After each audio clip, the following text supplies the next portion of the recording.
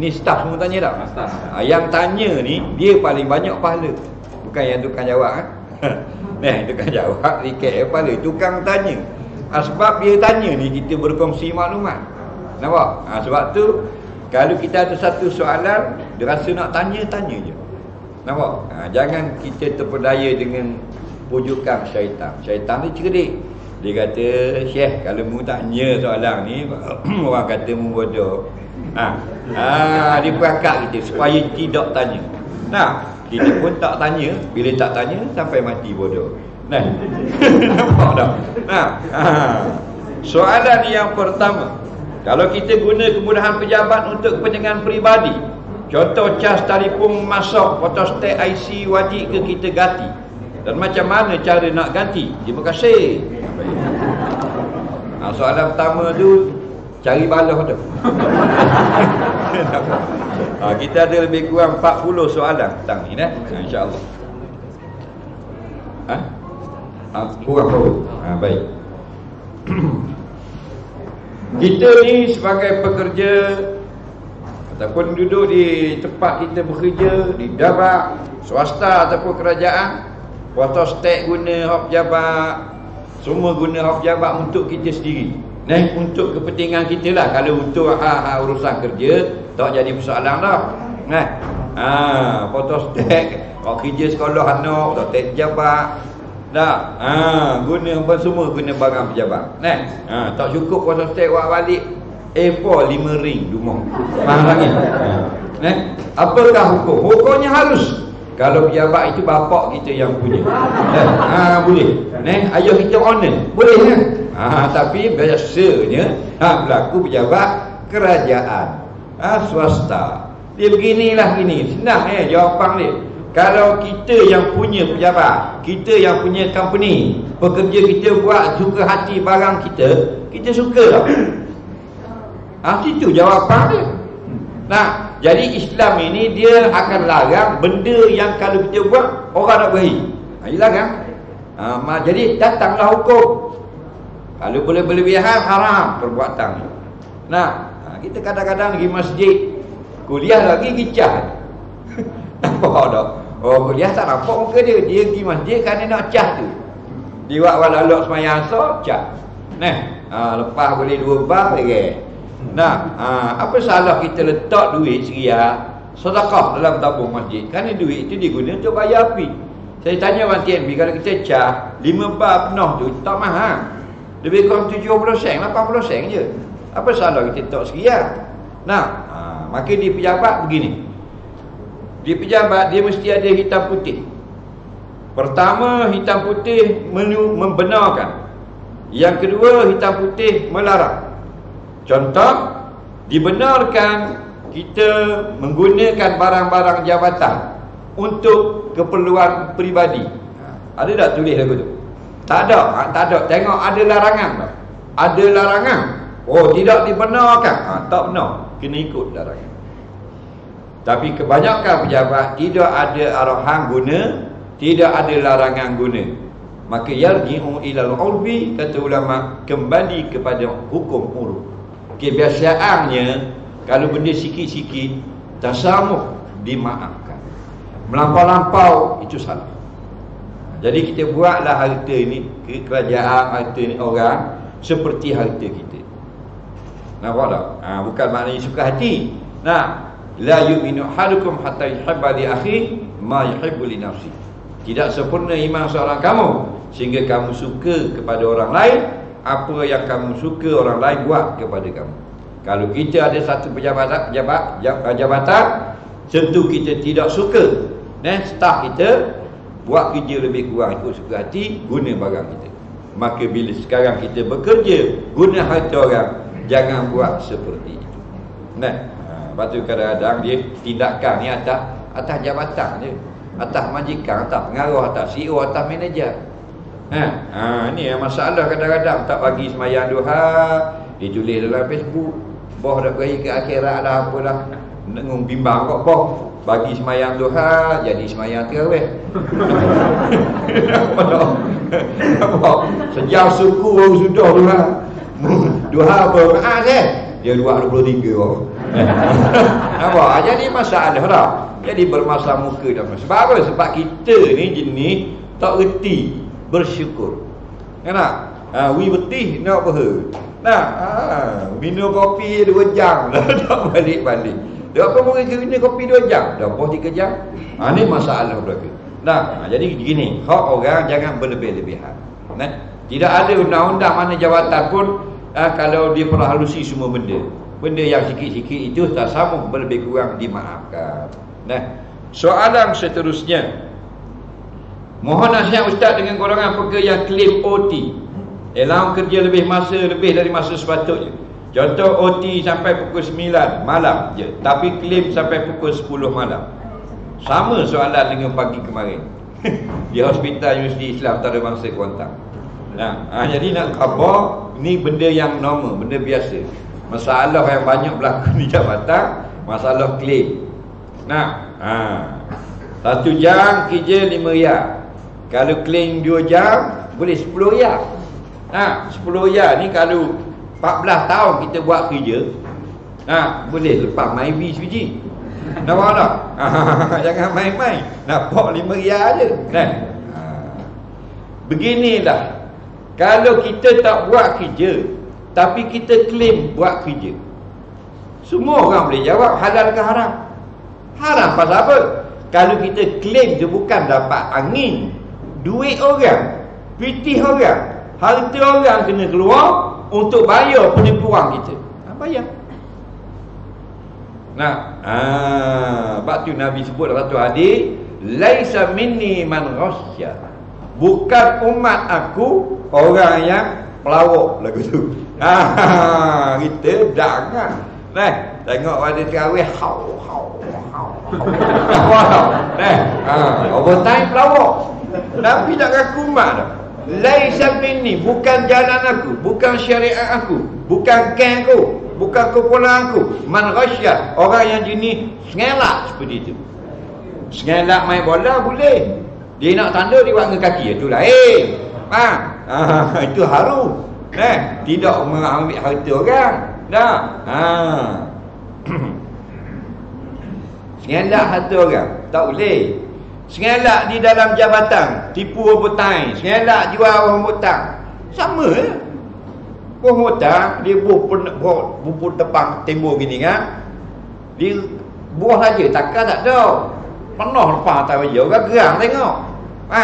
Hak belakang kat dia tu ada takar. Jadi gaya rambutan sekilo, dia pun buah kat dia. Dia ambil depan, hak pamer hak kat dia. Ada takar. Timbang kalau 3 kilo, rambutan 2 kilo, takar 1 kilo. Situ sengaja makan haram. Orang jual pasar Sutong 80 kilo, ambil, dah jual lagi, buah latong. Ya, tengok. Buah latong, buah air batu. 2 hari dia akan jadi 100 kilo. Sutong tu kembang air. Nampak tak? Mainan. Dalam neraka berlaku. Neraka. Nampak dah berat dah. Ustaz dah boleh kata neraka itu. Neraka ni hak Allah, bukan hak ustaz. Katanya netizen. Ustaz tahu dah neraka ni hak Allah. Ustaz ni menyampaikan, Nabi kata kullu lahmi nabata min suhtin pannar aulabi. Setiap badan yang masuk makanan yang haram layak ke neraka. Bukan kita kata, kita copy paste je Rasulullah. Hati-hati. Ada lepas-lepas terbuat tipu botai dan sebagainya. Istighfar pada Allah. Atau balik duit tu. Atau malu. Siapa nak pergi jumpa pengarah ni apa-apa dah. Malu ni nak khabar dia tipu lama ni. Haji. Apa? Garah keju tengoklah. Jadi 2 kali haji tu. Umrah 4 kali. Memang orang keju belaka. Haji. Mana? Bila jadi aib, jadi rosak mudarat seperti itu, tidak wajib perkenalkan diri, hanya pastikan duit itu diganti. Faham lagi? Sebab kita ni ada kemati ni. Budak-budak, anak-anak kita ada kusah. Kita bukan ada besar, ada kecil mula. Faham lagi? Jadi kau dah ingat, kau dah pernah mata, tak pernah nampak, pipi kau repeh. Dia tak banyak, tak buruk. Ada dam dah kita ni, betul tak?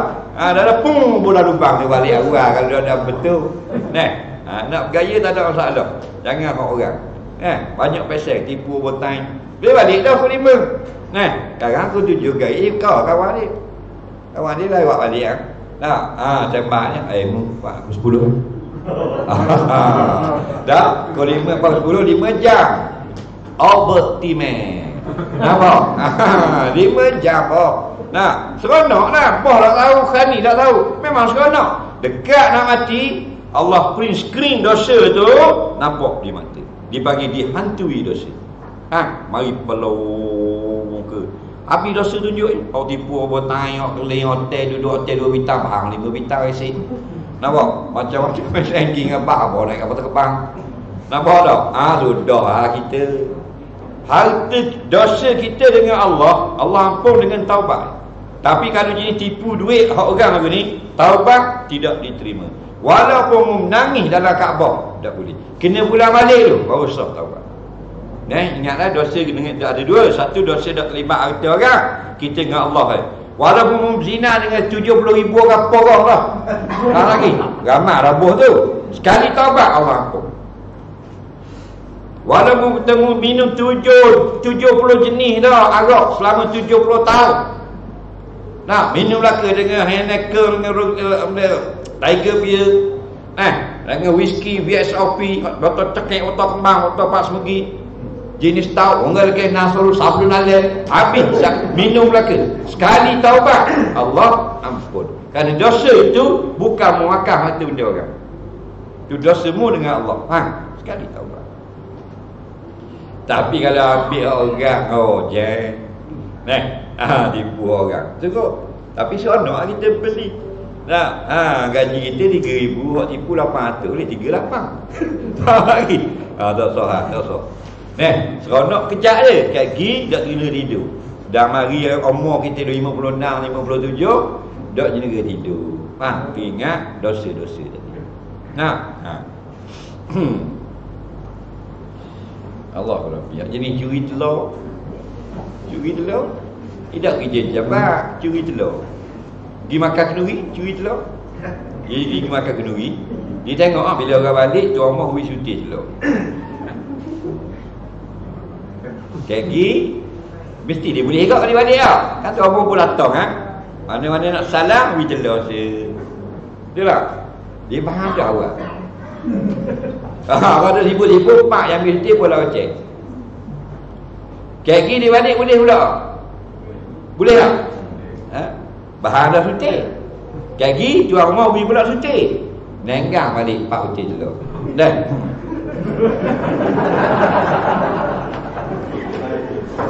Satu tu haram, 3 halal lagi. Ada? Hak tu kira lah. Kira akhirat kaki. Ambil mana? 4 soalan kena jawab. An malihi min aina iktasabah. Nabi cerita. Tak boleh berganjak di padang mahsyar. Antara soalannya, hartamu ni hak sekian bulan, hak telah itu, ambil dua ni. Min aina iktasabah. Jalan mana mu dapat? Tu kita bimbang. Dah. Wakat-wakat betul mudah. Kita ada peluang tak kita hidup ni. Nak beranak kita dalam kubur dah tak ada peluang dah. Jagang dah dia cara mula akhirat. Kita ni kita sesat sudah, tutup kes akhirat. Soalan seterusnya. Hukum bila menerima suatu pemberian seorang dalam konteks kerja yang mana RM10,000 mengatakan sebagai sumbangan ikhlas. Terima kasih. Baik, kita kerja. Jadi pengarah, jadi sisi, jadi apa, jadi teknikal dan sebagainya. Mana-mana penguat kuasa sebagainya. Orang beri hadiah. Boleh ambil. Yang tak boleh, ada tujuan. Untuk melepaskan benda yang salah, untuk menyalahkan benda yang betul, untuk memberi kepada dia perkara barang-barang atau benda yang hak orang lain. Tidak. Faham lagi? Dia kena faham Rasulullah itu. Macam projek. Kita kerja bagian projek. Orang hadiah ke kita. Dia hadiah orang ni, kita kerja JKA bagian projek. Tapi orang bagi hadiah kita handphone satu. Dah dia kontraktor. Dah. Dia kawan kita, kenal kita. Boleh. Yang tak boleh dia ni main tender juga. Ada lain akan gunakan kita. Bila ada opportunity orang bagi ada peluang, ada lorong yang kita kat gini boleh dia guna. Dah boleh. Tak ada kena tak apa. Dia dah kita bagi kuat kuasa, bagi rasan. Dia bagi sesuatu, tak boleh. Malaikat uruh mana orang bagi tupak air raya, boleh faham lagi. Sebab apa? Sebab nanti satu hari kita kalau kait dengan kedah dia, ni kedah ni, kedah itu tapi itu iPhone itu. Kita ada sama. Ini masalah. Jadi kita tak terlibat dengan bidang tak apa, tak ada masalah. Kita juga tarik je. Nak rawi payung, ambil lah. Tak ada masalah. Kita boleh lah nak lulus lesen, tak ada, kita juga tarik je. Waktu kena berhati-hati lah. Gini je Islam ni, dia takwa. Kalau kita makan betul-betul orang gaji kita, rasa seronok. Biar sikit pun rasa seronok. Dan Tuhan akan bagi rasa manis beribadah. Nampak? Kalau period habis pada waktu tengah hari, masa itu ada kat tempat kerja, nak balik mandi wajib tak boleh. Lagu mana nak solat zuhur? Baik. Orang buang soalan. Dia ni berhenti apa benda ni, darah haidnya habis pada waktu tengah hari. Pukul 12 hari degung berhenti. Nak balik gua radang. Nampak? Kerja ladang. Macam mana nak mandi? Jawabnya, ada tak di pejabat awak bilik air? Kalau ada bilik air, wajib mandi. Dari sana malah ada. Ni rembuk kau tu. Wadah tak dia nak bawa. Nak robok boleh bawa. Satu soal kau tu. Kalau ada air, wajib mandi. Tak ada air, jabat. Ada hak jabat atas, jabat kawal, kena minta dulu. Tak ada jabat ni suti bangunan, memang dia stok air, kena turun ke bawah.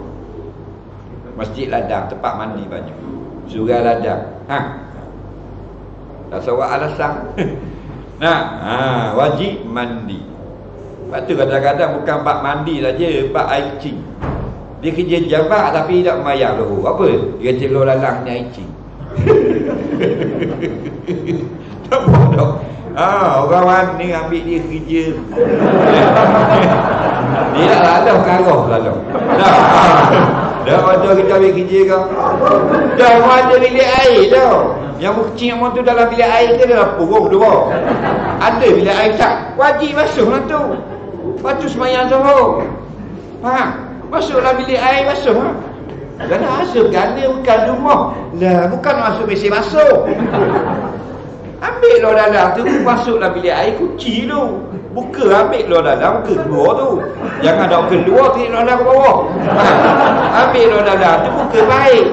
Tak payah sabun dah haji. Lalukan air yang lebih. Pada adat kata air tu membawa najis ke bawah, kita biru pula ke atas kali lagi. Lepas tu buat kenyah gitu. Lalu air kali. Dia tak mesti basuh selah. Kalau kena di tempat tu, kita nampak biasa kena balik. Inilah.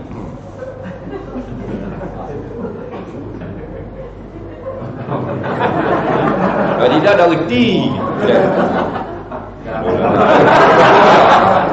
Dia kalau biasa kena sini ke sini kecil.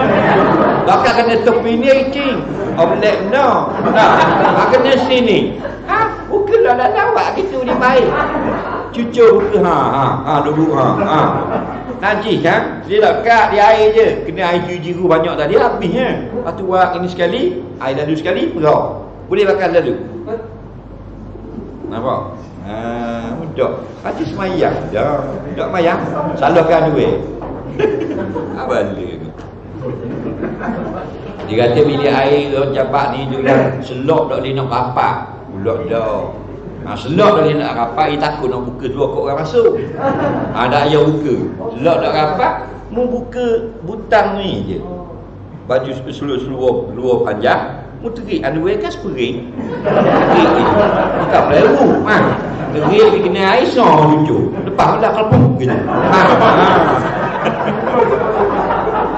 Maka puang yang bersih pukul 12 tengah hari ni masuk dalam bilik air, cuci, mandi. Betul tak? Boleh mandi tak? Saya dulu pergi Johor. Johor zaman anak abu itu. Kalau pergi Johor sampai pukul lewat adalah kadang 7. Kalau lepas awal pukul 5.30 apa lagi tu. Kalau dah bas slow semua 7 sampai. Dak nak pergi dah nak jumpa orang, mandilah bilik air. Dah dah tu dah.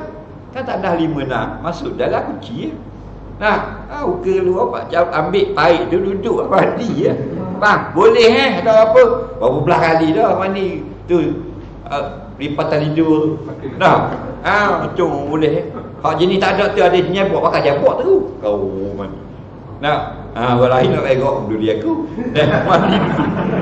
Orang tak amal dulu. Boleh. Lebih lagi canggih. Bilik air. Bersih. Buat. Selagi kita jabat sini dah. Ada belaka sepatutnya. Ada tuala, ada gigi, ada sabung, ada obat tu, ada kelorok, ada apa. Untuk kita bersuci. Keluarga dan kerja adalah amanah Allah. Mana perlu diutamakan? Keluarga lah dulu. Tapi dengan kita nak sempurnakan nafkah keluarga ini, kita bekerja. Sebab tu kalau orang tengah kerja, keluarga bini dia jatuh dalam lokang. Jatuh ni. Dia buat kerja ke pergi balik? Maknanya buat kerja, utamakan keluarga. Itu maksudnya. Bukan utamakan keluarga, tak kerja. Tengah-tengah kerja, tengah meeting ada, boh, anak accident. Boh kata tak apa, tengah meeting.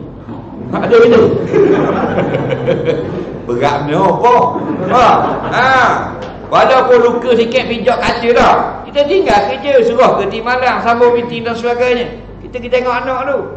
Itu maksudnya. Jadi pandai-pandai Allah beri kita otak kan.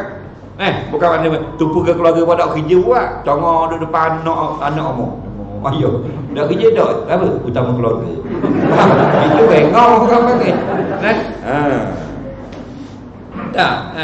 Ayah kita cedera, kita balik tak? Balik walaupun kita tengah sibuk. Kita tengah happy benar ni dengan staff-staff kita ni hari ni. Kita kerja dengan bersemangat baru 2 patah nak naik, orang telefon ayah pula ke bawah. Joget itu mana. Nampak? Pergi jumpa kita. Itu maksudnya. Bukan makna utamakan keluarga, kita sampai abaikan kerja. Pandai-pandai. Soalan seterusnya, apakah hukum melambatkan solat kerana bermesyuarat? Terima kasih. Solat ini dia ada beberapa waktu. Macam solat Zuhur dia ada beberapa waktu. Solat Asar dia ada beberapa waktu. Betul nak faham dulu. Waktu ni dipanggil waktu fadilah. Kemudian dipanggil waktu jawas. Kemudian di waktu waktu ikhtiar.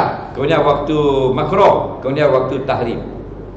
Jadi kita semayang, bila semayang katakan Zuhur 1:30.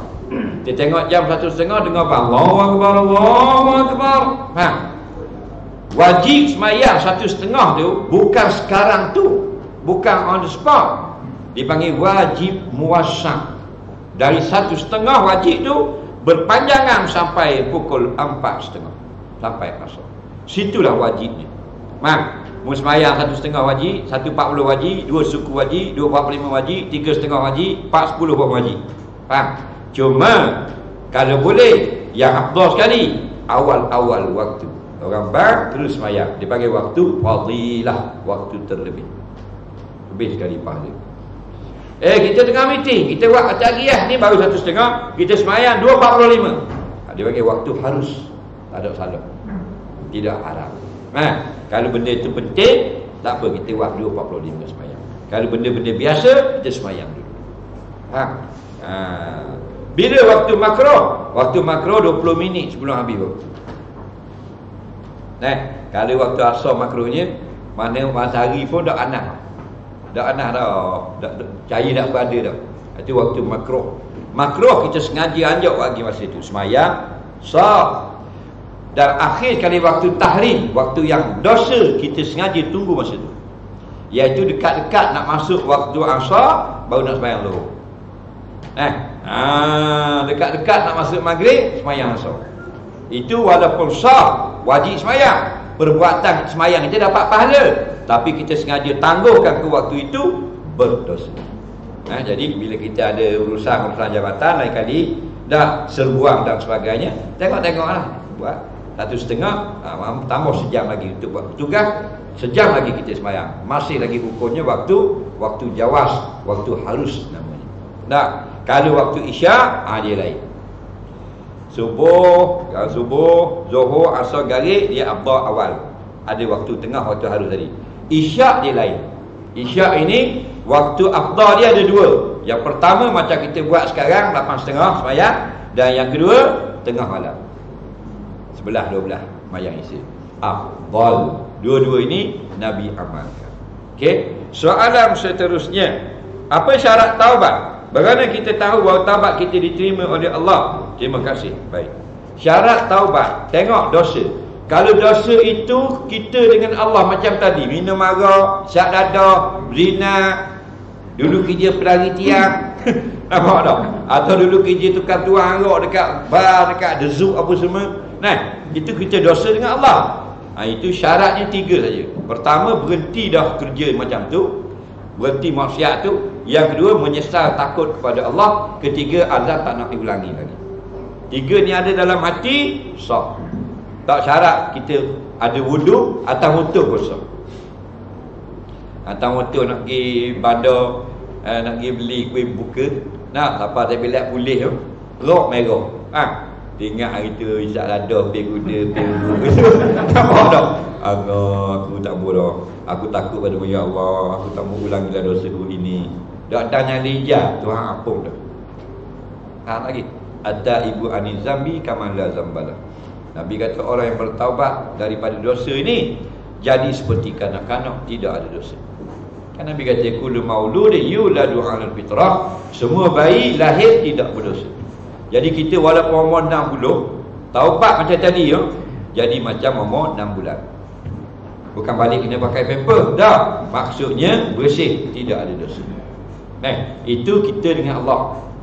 Tapi kalau kita yang berkait dengan hutang Allah, tambah satu syarat. Contoh, tinggal semayang.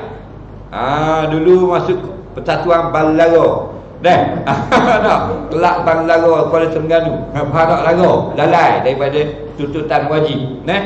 Maka 3 tadi, berhentilah tinggal semayang, menyesal tinggal semayang, dan berazam untuk tidak tinggal lagi semayang. Tambah satu lagi, kena qada. Lepas itulah banyak-banyak dah. Sebelum zuhur, buatlah semayang qada zuhur. Tak payah sunat pun tak apa. Lepas semayang fardu zuhur, qada satu lagi zuhur. Setiap satu waktu kita dapat buat 2 qada, 1 tunai. Gitu. Tiba-tiba kita mati, tak sempat habis qada. Fa amruhu ilallah. Kata ulama, serahkan perkara itu kepada Allah. Bukan bicara kita lagi. Dan Allah ni macam mana? Wa kana Allahu ghafurur rahima. Adalah Allah itu Maha Pengampun, Maha Pengasih sayang. Kita yakin ayat ni. Tiba-tiba kita qada lebih. Kita tinggal 800 rakaat contoh. 16 tahun lalu.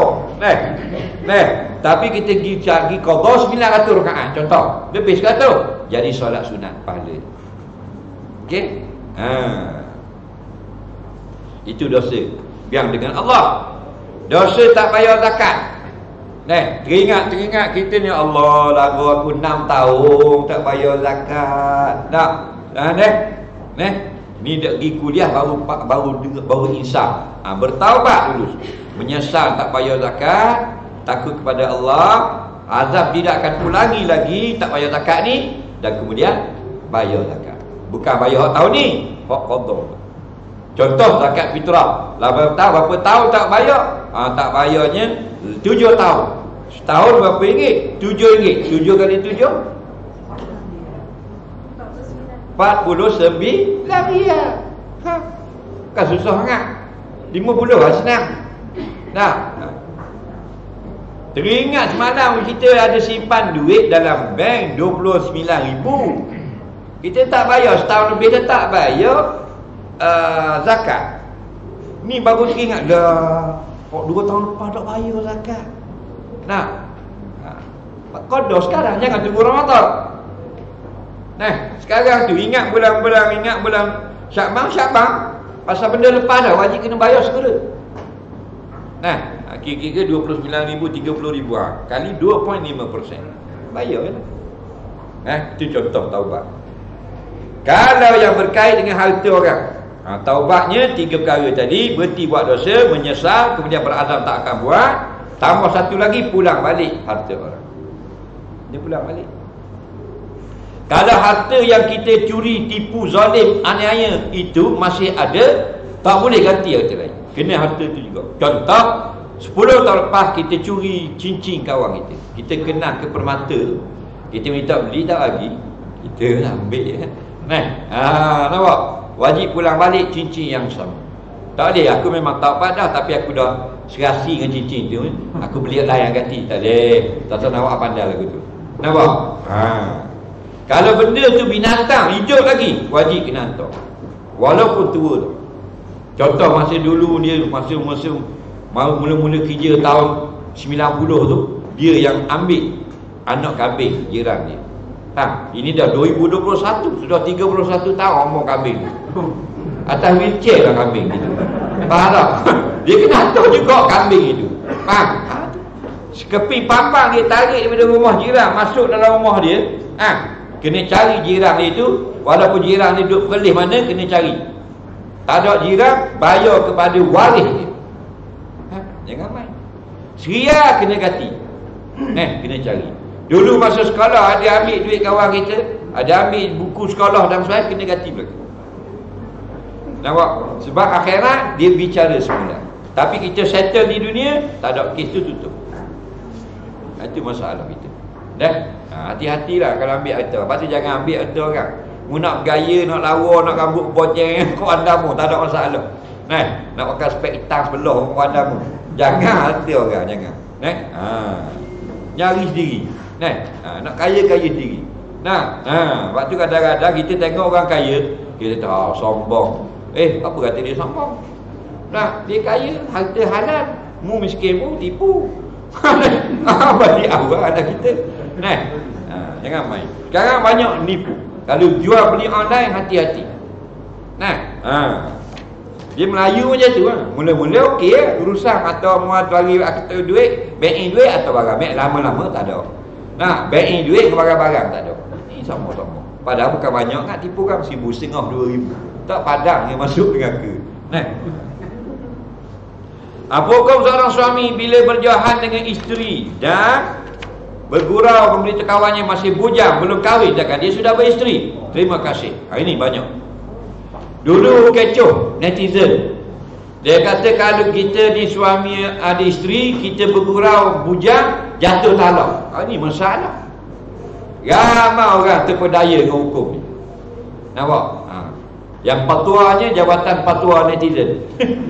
Nampak? Ini masalah. Jangan ikut. Dia orang ni tidak ada tanggungjawab. Tak takut apa pun. Ikut suka dia nak bercakap. Tahu tak? Dia tidak ada pagar yang jaga dia. Alim ulama' ni dia ada autoriti, dia ada pagar dia. Dah nak kata ni tak boleh, hadisnya tak ada. Nak kata gini tak boleh, patuanya berlainan. Kalau geng internet ni ikut suka dia nak tubik. Hukumnya laki-laki kata saya masih bujang, tidak jatuh talak. Pegang itu sampai kiamat. Itu bukan lafaz talak, itu lafaz kinayah. Yang jatuh talak ialah bila dia mengaku bujang, dalam masa dia lafaz, hatinya berkata aku niat cerai isteriku, baru jatuh. Ada tak laki-laki yang kata saya bujang niat cerai lagu tu? Ada tak?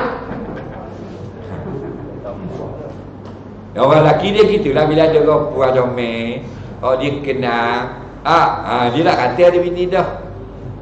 Kalau bos mana bos? Kata ujang ke dah? Ujang dah. Itulah penyakit laki-laki.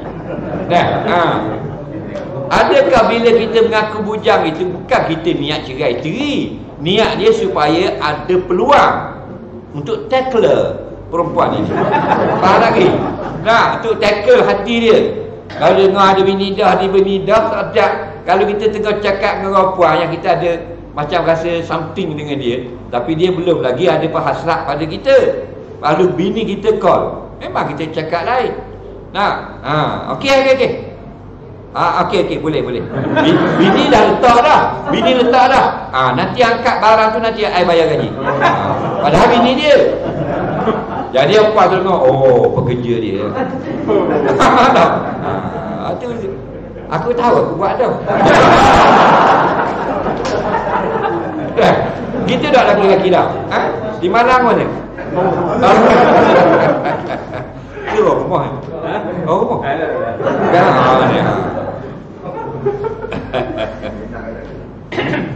Sebab hari tu kita ada tanya seorang, dia CEO besar lah, dia regional ni, yang Pantai Timur dia besar sekali, kontrol semua ni, pipe ni semua dia, bawah dia.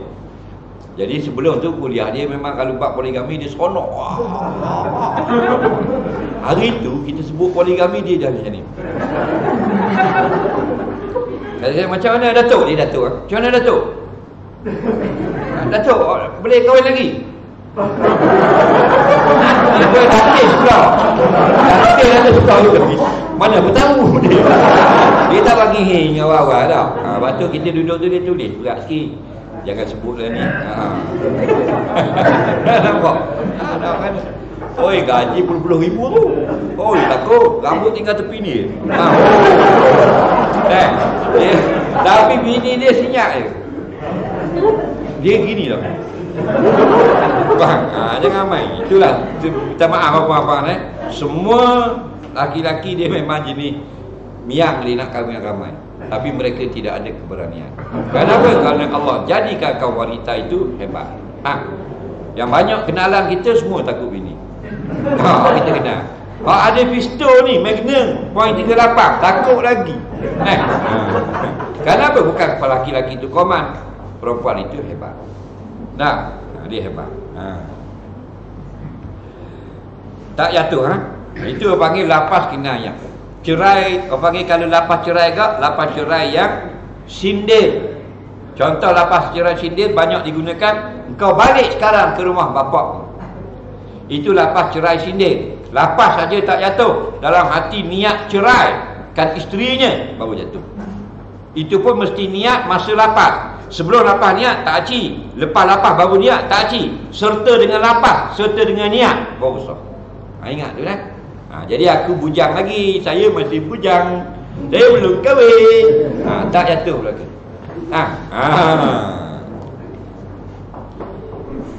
Boleh atau tidak bapak tiri bayar zakat pada anak tiri walaupun bapak kandung anak masih hidup? Baik, bagus soalan. Dia ada anak tiri, bolehkah bapak tiri yang bayarkan zakat fitrah? Sebelum itu nak kenal apa dia makna bapak tiri dan anak tiri. Kerana ramai orang pandai sebut tapi tak betul.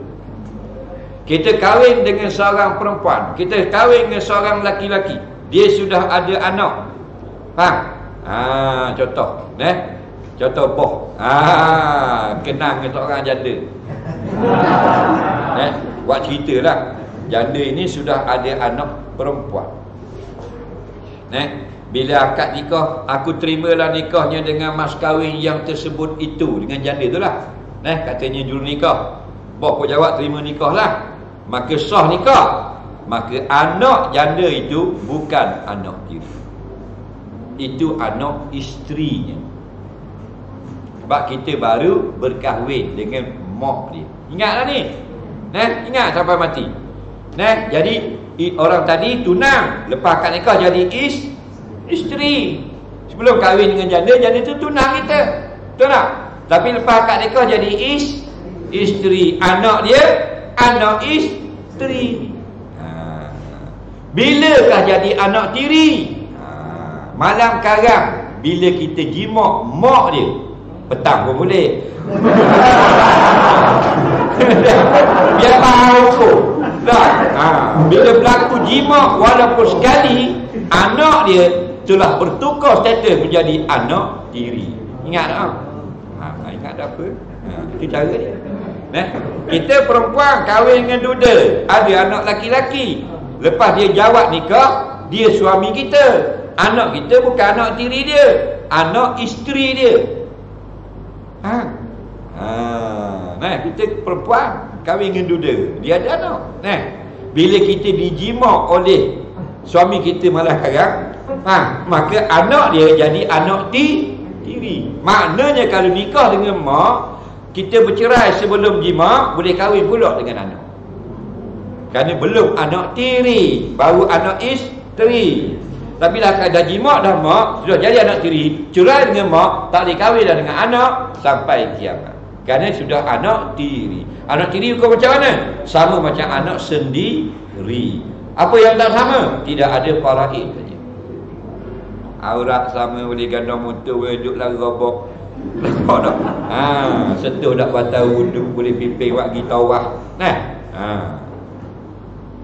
Maka kita nak bayar zakat fitrah seseorang, tengok orang itu ada tak orang yang wajib tanggung dia.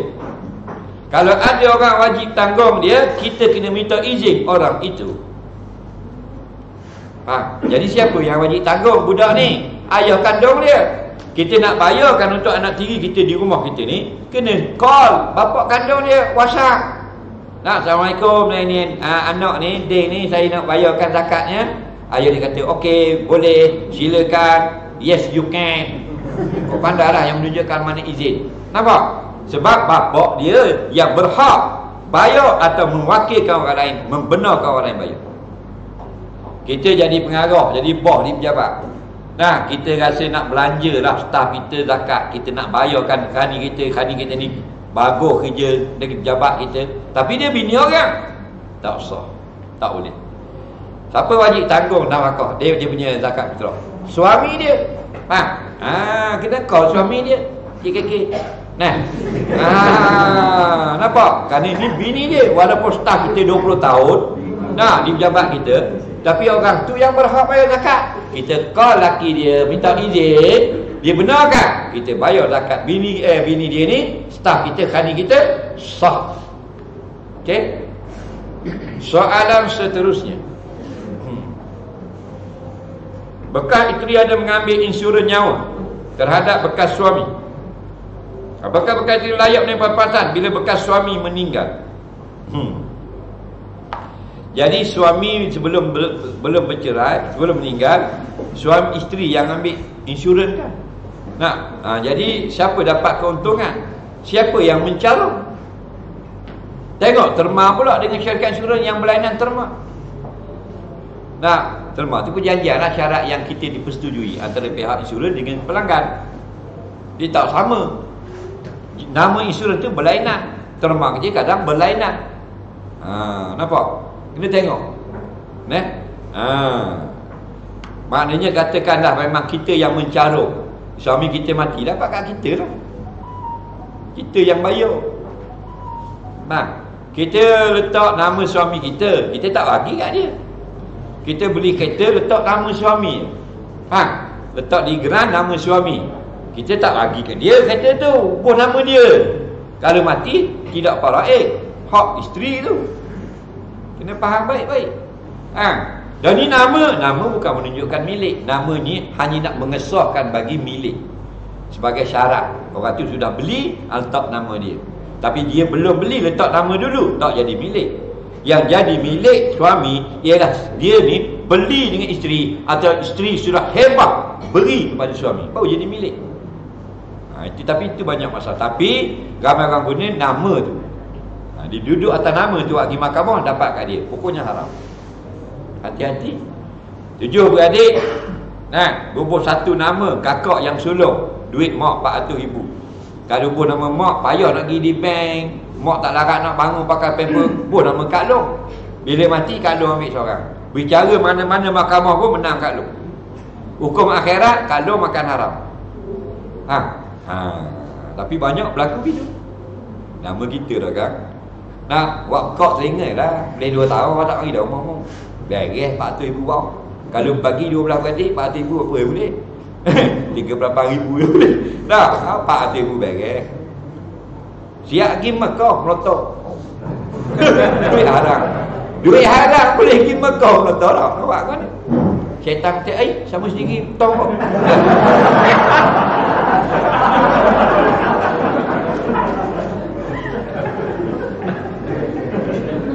Soalannya, nak buat guana kau nak beri jadi pekerja yang berjaya dalam masa yang sama, nak jadi isteri ibu yang hebat, nak beri seimbang antara kerja dan keluarga. Terima kasih. Dia nak jadi pekerja yang bagus, nak jadi ibu yang bagus. Boleh lah, apa tak boleh pula. Faham lagi? Kerana apa? Kerana masa kerja, masa di rumah. Yang payahnya masa kerja tu kena duduk di rumah, masa nak jaga rumah kena pergi kerja. Itu baru pelik. Nah, kan kita ada masa kerja, kan kita ada masa balik. Nah, kita yang buat. Mula-mula memang kita akan rasa celaru, kita akan rasa confused sebab kita kerja. Nah, baru berumah tangga, baru dapat anak, masa mana kita nak ready dengan anak, masa mana kita nak basuh baju, masa mana kita nak simpan, nak keringkan baju. Tapi kita dah lama, 2-3 tahun kita akan biasa. Nah, jadi kita akan biasa. Betul, orang mula-mula kerja dia akan bengong masuk jabat. Tak pernah kerja jabat, bengong 2-3 bulan bengong. Nah, lama-lama okey.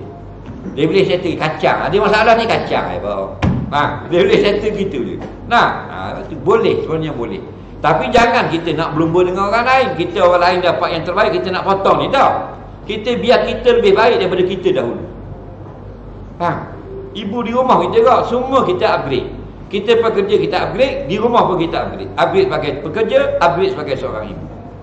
Sebab benda lain kita selalu upgrade. Dulu mula-mula kerja pakai dakak, 2 tahun kerja ia expire. Masuk tahun yang ke-6, ke-7 dah. RZ. Dulu mula-mula kerja potong sakar second hand beli. 3 tahun berkhidmat ke dia NKK. Faham tak? Mayuri. Ekor kucing belakang. Nampak? Dia ni roda arus. Nampak? Roda arus bagus kalau beli. Untuk family, anak kecil. Murah, jimat. Maintenance pun rendah. Siap promo. Ada ramai kawan kita pakai, kita test. Boleh. Jangan kita mendadak. Kita bukan genius. Slow and steady. Sebab tu Ramadan dia nak upgradekan kita sebagai hamba Allah. Begitulah dengan jabatan, dia nak upgradekan kita dengan kos, dengan kursus. Supaya jadi lebih baik daripada sebelum masuk kursus. Biar tak lebih tambah, dia tak tambah 80%, tambah 2% tak apa dah. Ada penambahan. Jangan kita nak lebih daripada orang lain. Kita nak lebih baik daripada kita sendiri. Mana setiap hari kita ada satu prinsip, today must be better than yesterday. Kalau cakap orang putih lah, nala putu wadiye, anda kau dekat. Mana hari ni lebih baik daripada kemarin-kemarin yang lepas. Soalan seterusnya,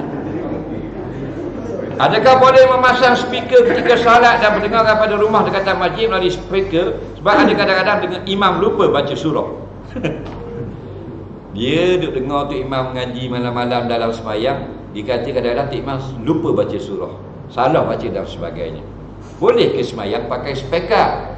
Ini semua ni benda yang dibenarkan syarak, tapi bukan sunnah, bukan perintah agama, bukan wajib, bukan sunat. Dipanggil bid'ah yang dibenarkan. Kenapa panggil bid'ah? Kerana zaman Rasulullah tak pakai benda-benda macam ni.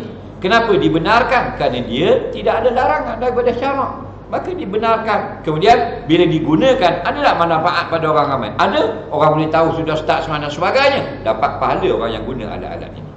Orang yang menyumbang mikrofon semua akan dapat pahala dah. Cuma bila benda-benda macam ni, kena ingat, kalau azan memang diperintah kuat, maka kita kuatkan azan sampai bergegar siding pun tak apa. Tapi time semayang, time baca Quran, time selawat, kita tengok keadaan anak mukim. Jangan sampai anak orang tak boleh tidur. Betul lah ceramah sampai bergegar, sampai menangis budak, terkecil-kecil kawan. Kuat sangat, kena ra'i, saling mera'ikan. Betul tak? Walau kita pun memang kita suka ceramah, tapi jangan sampai mudarat orang lain. Baca setengah-setengah, dia masjid lah, bukan semua. Dia tak era ke orang. Dia pasang pagi ke subuh ke, ikut suka dia. Tak boleh Islam. Islam la darara, tak boleh mudaratkan orang lain. Timbang-timbang. Nah, pasang mengaji perlahan, okey dah orang boleh tidur. Soalan seterusnya, apakah kaedah cara terbaik menegur pegawai yang sering memberikan alasan banyak kerja yang nak kena buat tiap kali berikan tugas yang tujuan nak melepaskan diri?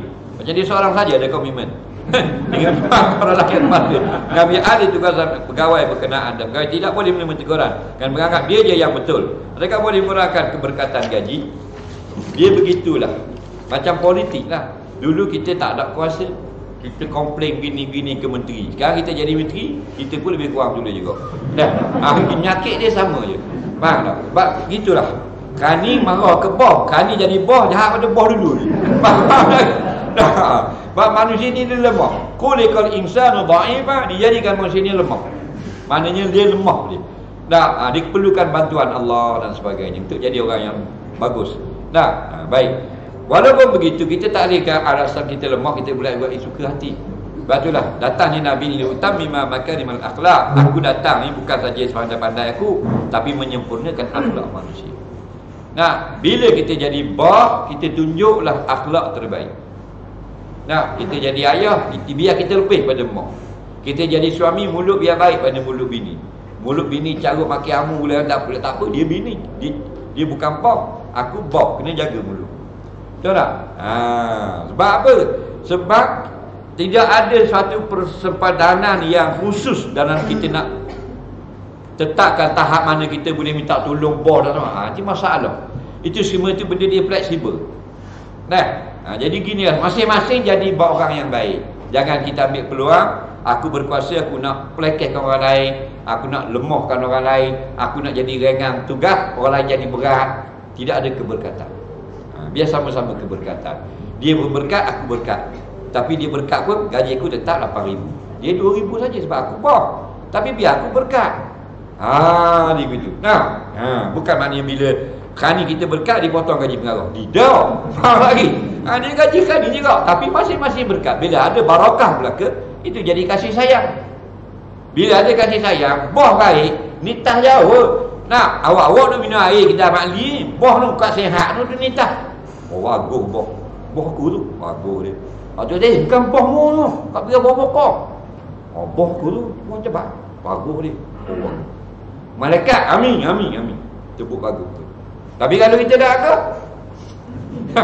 nitah kau bos datang gitu. Abu pelanggar datang. Macam-macam. Itulah. Bila kita ada kuasa, gunakan kuasa kita untuk kita jadi baik, orang suka. Itu yang terbaik. Dan kita tak ada kata, dia jadi baik lah.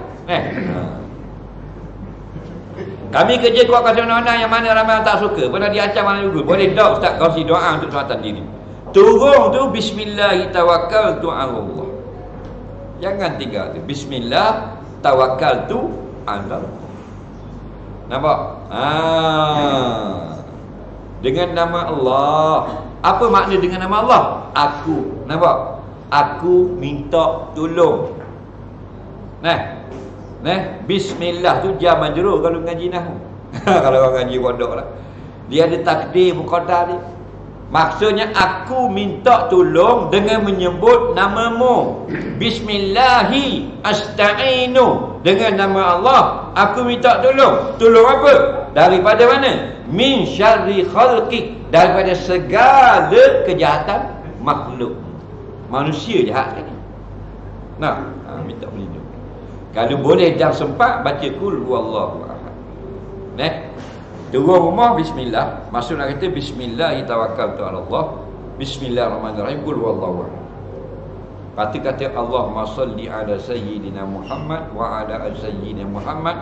Allahumma sallimni min kulli fatin atau min kulli hasib. Allah ya Allah, aku minta tolong selamatkan aku daripada segala orang yang sakit hatinya.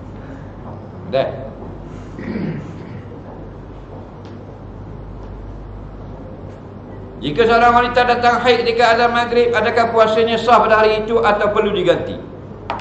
Tengok masa mana. Kalau Terengganu ni bedil. Nah, Johor tak ada dia. Ada orang lupa, KL lupa. Baru pindah tukar sini. Sewa di kecil tak dapat rumah model lagi, tak black. Kau tekor tu kan, makan sahur. Makan sahur. Bom. Dua nasi kau hidung. Dia ingat budak-budak main ngecum. Dah. Adalah kelebihannya Terengganu. Tu. Bisa Terengganu orang lain tak ada, bedil tu lah. Baik, jadi jika bedil dulu, dia bedil dulu baru kering darah, maka hukumnya sah puasa. Maksudnya masuk waktu dulu, barulah datang darah haid. Baru datang darah. Jadi datang darah ke? Tiga mak. Datang haid.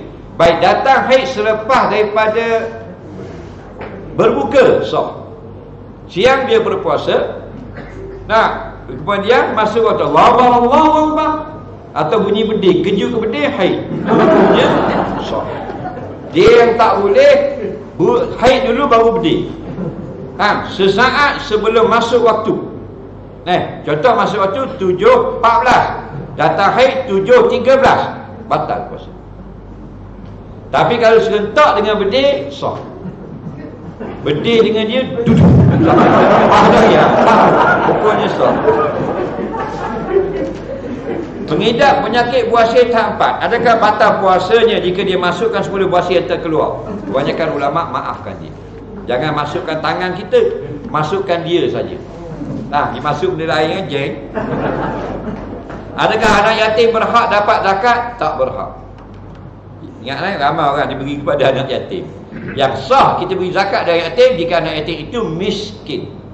Bila miskin bukan nama yatim, atas nama miskin. Asnaf zakat tidak ada yatim. Hati-hati.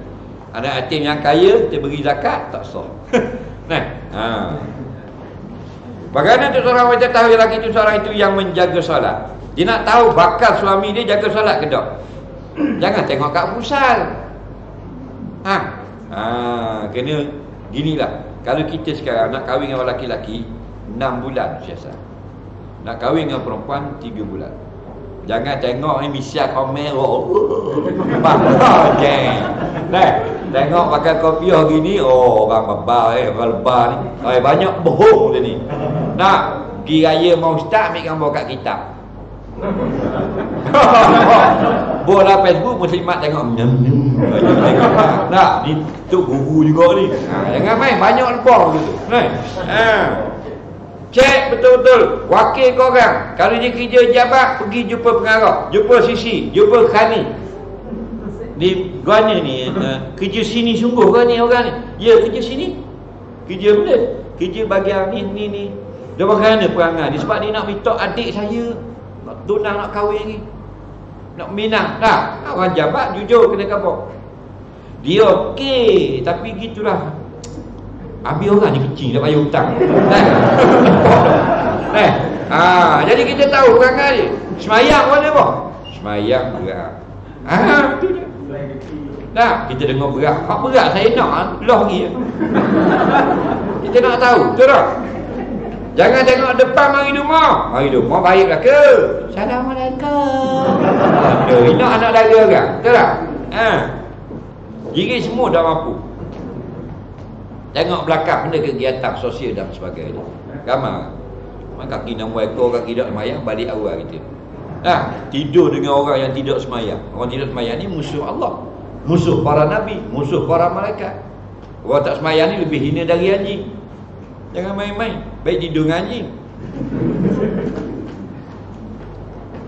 Pandangan Ustaz kena seorang ketua sukan ni pandangan anak buah. Dia gini, sekarang kita ada kalau kita tak boleh direct dengan bawah, kita bergurau, digejuk.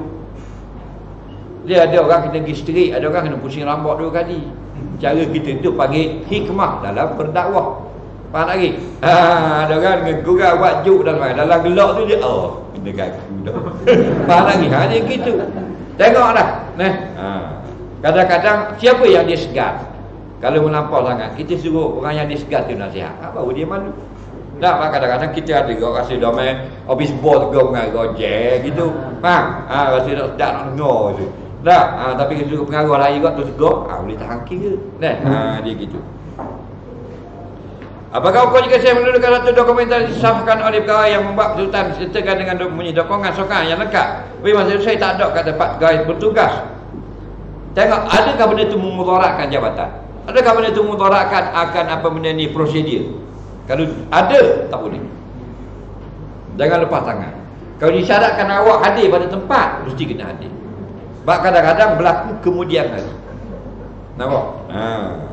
Soalan seterusnya, seorang wanita makan obat untuk melewatkan haid pada bulan Ramadan harus dengan syarat kalau dia ada suami, minta izin suami. Nah, sebab benda itu berkait kesihatan. Yang kedua, Nabi kata tadawau wala tatadawau biharam, berubat rawat boleh, jangan dengan kaedah yang haram. Antara kaedah yang haram, obat yang kita guna tu memudaratkan kesihatan kita. Tak boleh. Nampak? Biar obat tu yang baik, obat yang tidak merosakkan kesihatan kita. Dan mana yang afdal, makan obat ke atau buat macam biasa? Yang afdal ialah tak makan obat. Bila suci puasa, bila haid kita buat puasa. Itulah yang dilakukan oleh sahabat-sahabat perempuan zaman Rasulullah. Dan soalan seterusnya,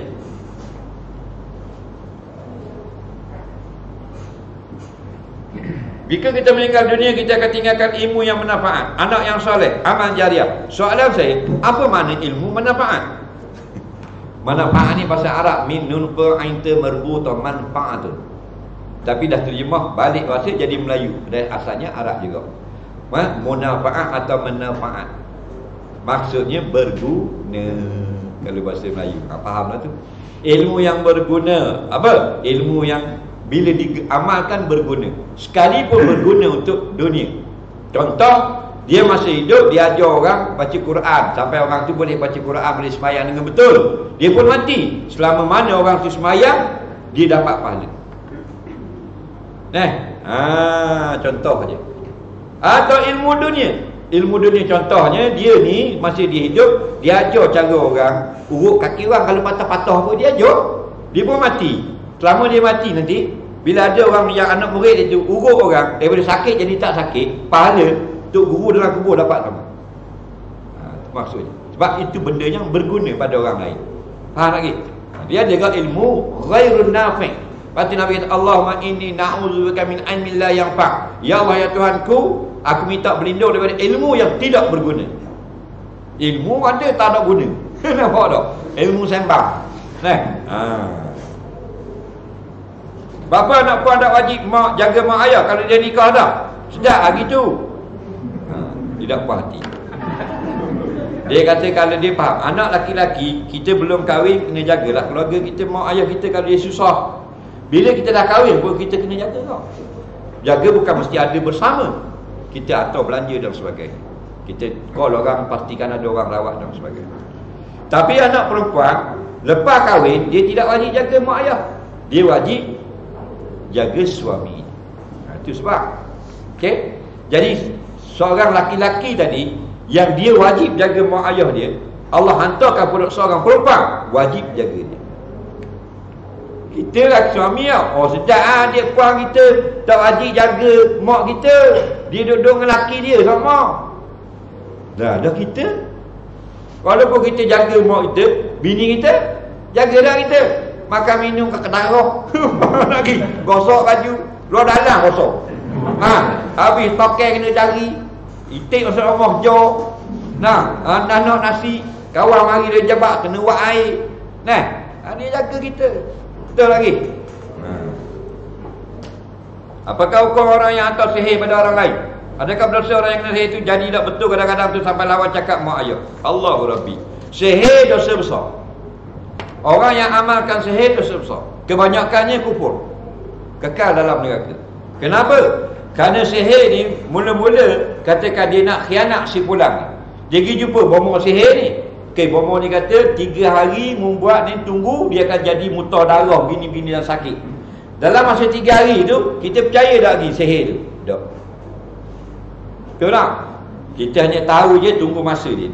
Tapi belum berlaku. Pasal tukang sihir kata 3 hari atau 3 bulan. Jadi sebelum masa tu kita yakin tak dengan ahli sihir ni? Tak lagi. Tiba-tiba hari ketiga muntah darah. Faham tak? Betapa atau mau sakit. Kita yakin tak sihir? Yakin tak kita yang tukang buat dengan orang tu? Yakin tak? Masa tu kita jadi kafir. Nabi kata man atakahinan lam tuqbal salatahu arba'ina yauma. Siapa pergi ke tukang sihir, tak percaya lagi, pergi saja, guna khidmat saja, ditolak amalan 40 hari. Wa in saddaqahu faqad kafara bima unzila ala Muhammad. Dan pada hari dia sudah yakin dengan ahli sihir itu, maka dia sudah kafir dengan Al-Quran. Itu masalah. Nah, itu dosa dia.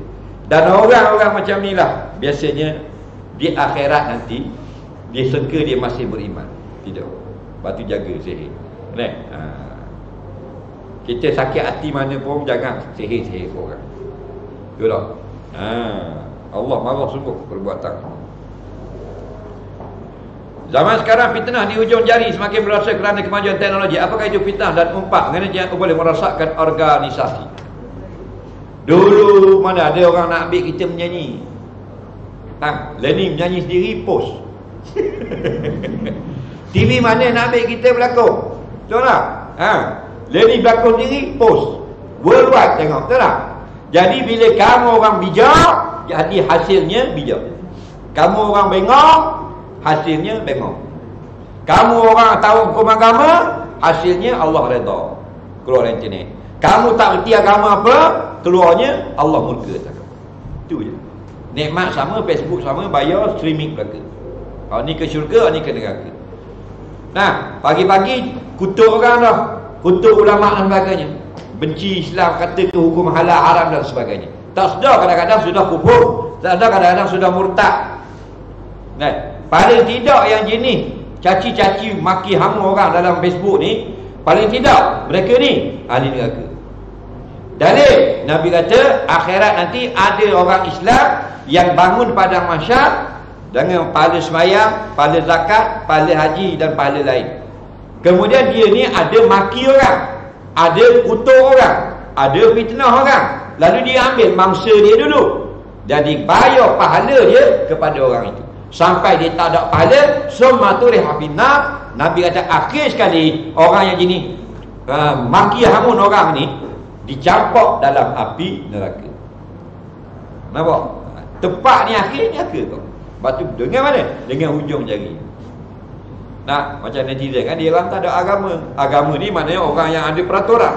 Nak buat ni tak boleh, nak maki gini tak boleh, nak carut gini tak boleh. Agama ada. Nah, tapi kalau geng ni dia tak ada agama. Agama kan peraturan, the way of life. Tak ada agama. Semua boleh kata. Siapa yang nak maki mufti, nak maki ulama, nak maki tok guru, nak maki habib, semua boleh maki. Kerana mereka tidak beragama. Kena jaga anak-anak. Dah. Kita ada masa 4 minit saja lagi dah. Sini buka apa? Tak, saya balik daripada merentas negeri. 7.14. 7.14. Jam saya 7.9 minit. Okey? 5 minit lagi.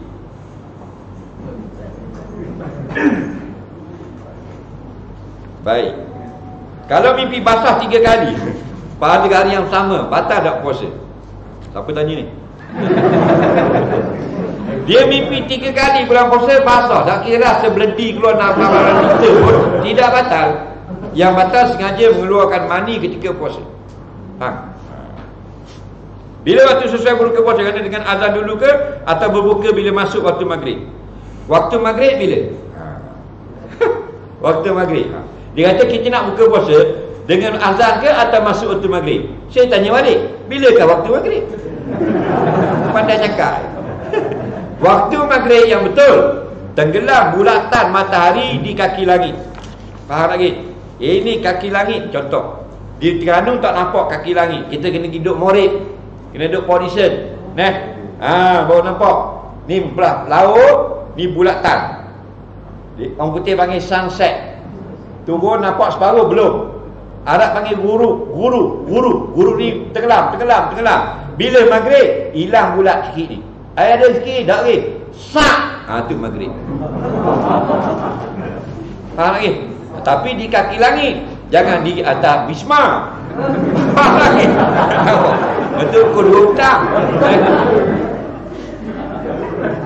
Jadi kalau dalam keadaan sekarang nak azan kena tengok jam, ginilah. Tengok jam masuk dah, tunggu azan sekejap.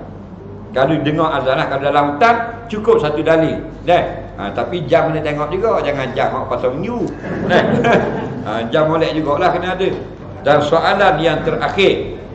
Lepas saya bersama isteri saya, tiba-tiba dengar orang azan, kena berhenti atau boleh teruskan sedikit lagi?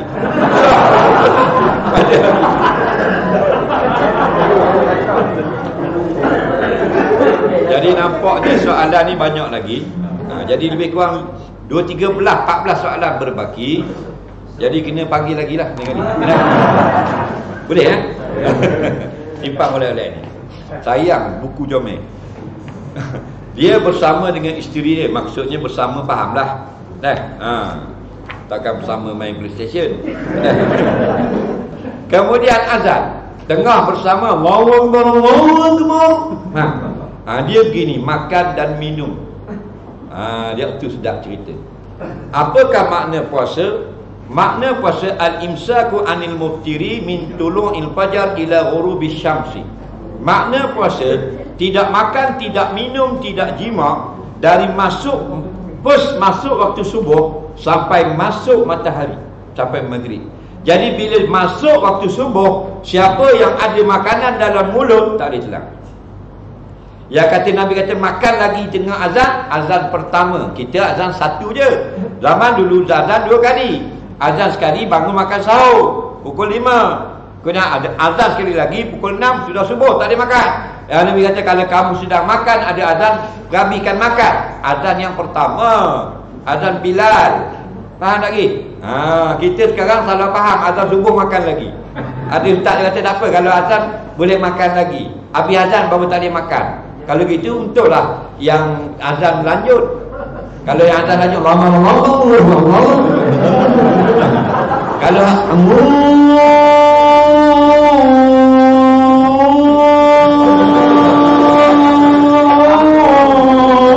boleh pakai ikan.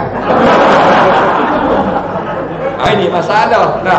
Masuk waktu kena berhenti. Jadi kita sedapnya makan golek, ayam golek, wamar sikit lagi batal. Kita minum sedap dengan air apa benda ni, teh tarik goyang. Teh tarik goyang tahu tak? Buih duduk bawah, air datang. Sedap ni sikit lagi batal. Jadi kalau tengah bersama isteri tengah jima contoh. Tengah jima. Wamar faham lagi? Pasal banyak sikit pun batal, minta maaf. Kamu tanya aku jawab. Jadi kadang-kadang dia kata kau belaka. Dah bukan nak suruh tahu. Innallaha la yastahi an haq. Allah Taala tidak malu pada yang hak. Mudah-mudahan kita dipertemukan pada kali yang lain. Semua ini kita mohon maaf jika ada salah tersilap. Mudah-mudahan Allah berkati pertemuan. Allah manfa'na bima 'allamtana, alimna bima yanfa'una, rabbana zidna ilma, rabbana atina fid dunya bil akhirati hasanah wa qina adzabannar. Sallallahu ala sayyidina Muhammadin wa ala alihi wa sahbihi wasallam. Walhamdulillahi rabbil alamin. Assalamualaikum warahmatullahi wabarakatuh. Faham?